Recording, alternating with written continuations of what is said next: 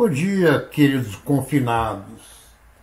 Na aula de hoje a gente vai introduzir um assunto bem interessante, que chama-se probabilidade. Olha só, quando a gente fala em probabilidade, a gente lembra de quê? Coisas que são prováveis ou improváveis, né? A palavra probabilidade nos remete a isso, né? Não é a questão de você conseguir provar, não é? Seria um outro sentido, né?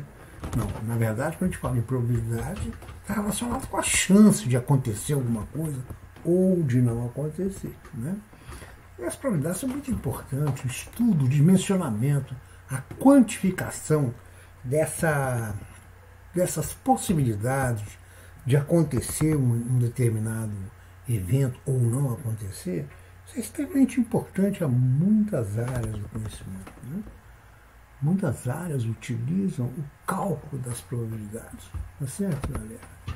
Nós vamos falar disso com bastante detalhe nas próximas aulas, mas a ideia da aula de hoje é, primeiro, a gente tentar estabelecer uma barreira bem clara, limites bem claros, entre aquilo que a gente chama de experimentos determinísticos e experimentos aleatórios, né?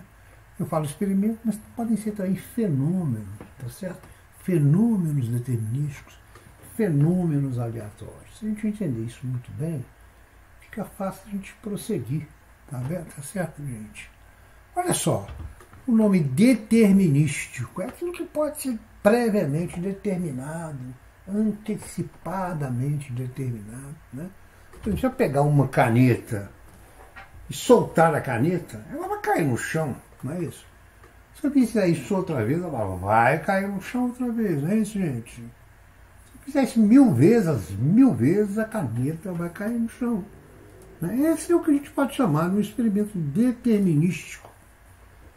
Tá certo isso, galera? Agora, por outro lado, se eu pegar a mesma caneta, deixar ela cair no chão, depois ela vai cair em um determinado local, eu pedir a distância entre a caneta no chão e a parede, é possível que toda vez que eu fizer isso, a caneta vai cair em uma posição um pouco diferente, não é? Tá certo? Então, se eu repetir esse experimento mil vezes, eu vou ter possivelmente mil resultados distintos, ligeiramente diferentes um do outro, alguns muito próximos, mas não será mais um experimento determinístico, passa a ser um experimento aleatório, tá certo, gente? A palavra aleatório vem do latim, alea, né? Tem uma frase que ficou famosa, dita por César, né?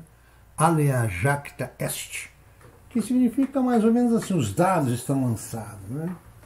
Na época, César e os outros imperadores de Roma, né, no caso, era César, Pompeu e Marcos Crassus, eles tinham feito um acordo de que nenhum dos exércitos poderia atravessar um determinado rio lá, porque senão seria considerado uma ofensa de guerra, né? E o César, evidentemente, traiu isso aí porque tinha grandes ambições, né? Então ficou famoso. Não se sabe exatamente se ele falou isso ou não, mas quando ele disse alea jacta est, quer dizer que a sorte estava lançada, os dados estavam lançados, né? Então, a palavra aleatória está relacionada a isso mesmo, tá certo, minha gente? Bom, precisamos entender com clareza a diferença entre experimentos determinísticos e experimentos aleatórios para a gente dar sequência nisso aí, tá? Experimento, então, determinístico é aquele que você previamente determina qual pode ser o resultado obtido antes de realizar. E os aleatórios não, são experimentos que você não conhece o resultado, mas você pode conhecer o conjunto de todas as possibilidades. Você não sabe qual vai ser o resultado, mas você conhece o conjunto das possibilidades, tá certo? Imagine que você tenha um determinado experimento e é importante que você conheça todas as possibilidades de resultado desse experimento.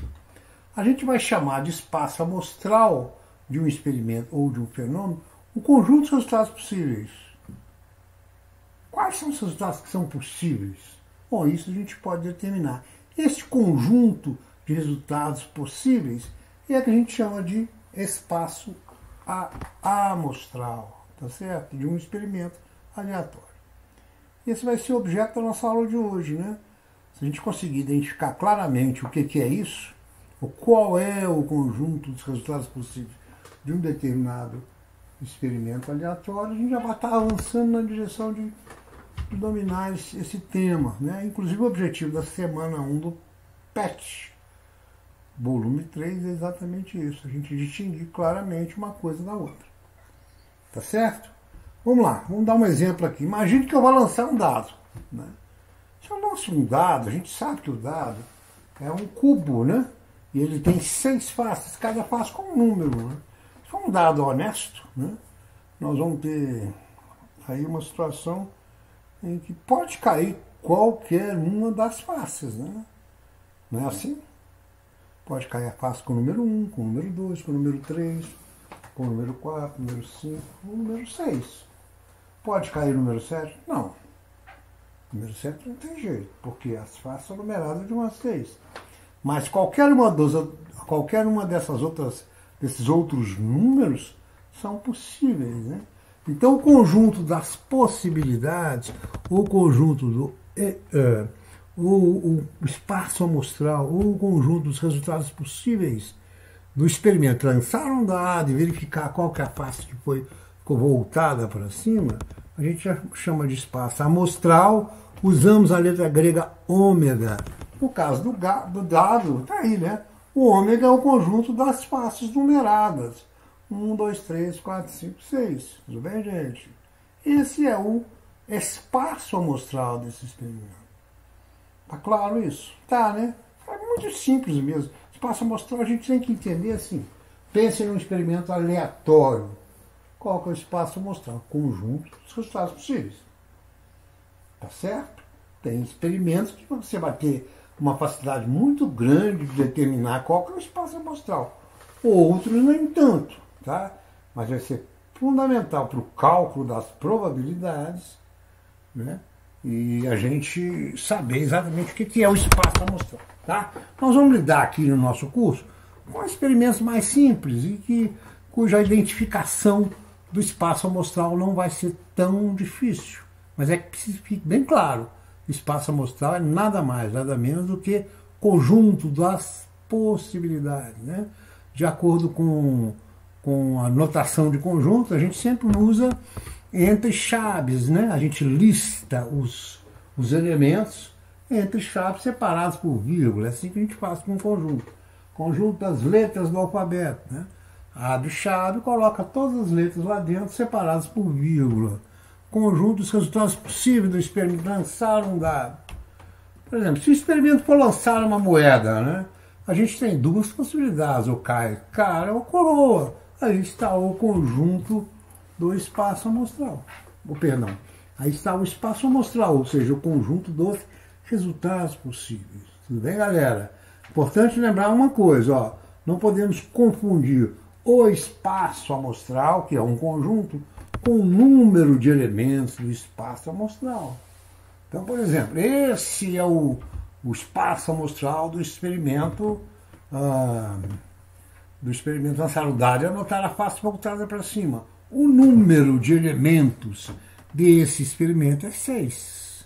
Ok, galera? O número de elementos do espaço amostral é 6. Esse agora é o espaço amostral do experimento lançar uma moeda. O número de elementos do experimento. O número de elementos do espaço amostral do experimento lançar uma moeda é 2. Tá claro aí, gente? Porque tem 2 elementos no espaço amostral, no conjunto. Tranquilo? É só isso. A aula de hoje é bem tranquila. Com isso aí a gente consegue encarar os exercícios, tá bom? Um abraço, até a próxima.